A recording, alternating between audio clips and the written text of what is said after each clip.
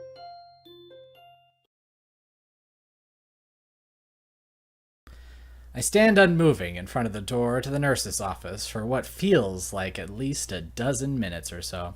Gosh, we haven't actually been to the nurse's office in a while, actually. It's not like I never entered the small beige room before, nor is it because of any feelings of childlike anxiety over the visit.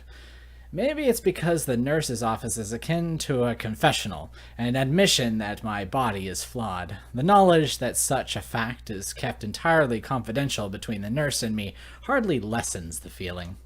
Remembering that the bell to signal the end of lunch break will soon sound, I give a sigh and open the door. The burden will stay with me just this while longer. And with that, I will talk to you guys tomorrow. So take care, guys, and stay frosty.